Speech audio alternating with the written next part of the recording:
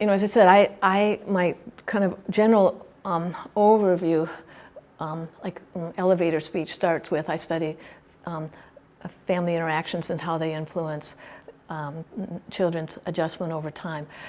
But particularly, lots of people study that. That's a big general thing. But my niche within that is studying families where parents and children are not genetically related. So maybe adoptive families, step families, foster families, families where parents conceive their children using donor gametes, like donor sperm or donor eggs. And most of our research has focused on the adoptive families and donor families. And we're particularly interested in how communication between parents and children who are not genetically related has an influence on their adjustment. Because if you think about it, that how you perceive the world, your personality and also your perceptual style, those things have a foundation in genetic inheritance.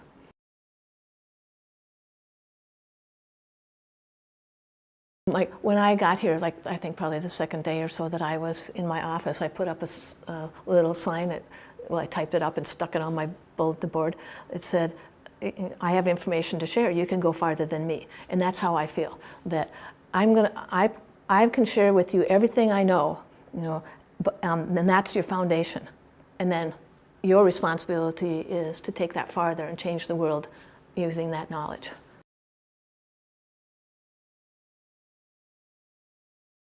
I see graduate work as, graduate training as like an apprenticeship. People come to work with me specifically because they want to work with me and they want to learn the things that I know, and I can help them with that. And so the students are basically doing an apprenticeship with me, and they're learning about research methods and such, but more importantly, they're developing their own niche, like within the broad, well, not really all that broad, but within the topic that my research topic, there are a lot of different aspects of, I study families where parents and children are not genetically related, and there's a lot of different aspects of family interactions within those families that people can be looking at, or a lot of different types of families or whatever. But I say to every one of my students, your responsibility is to find your own unique niche. Like, you don't want to be a Martha clone. You want to get your own unique niche, and by the time that you leave here, in order for you to be able to be set on the course that you're hoping to be on, and that is to be one of the next great family researchers, you need to have your own program of research developed. And you need to at least have developed the foundation to be able to demonstrate that you can do this. You have your particular research focus going. If not have, so you need to have a few articles, you need to have submitted some grants, you need to be able to show that you know how to fund your research project, all those things. If not, have several papers and several grants. Right? But the important thing is identifying that particular area of research. Use this training opportunity to develop your skills and ability to drive that research agenda forward.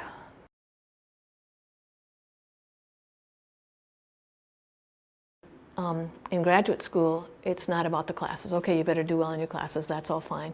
But it's all about everything else that you do. It's all about the apprenticeship that you do. It's all about the research projects that you develop and that you start. And that's a big difference in people's mindset.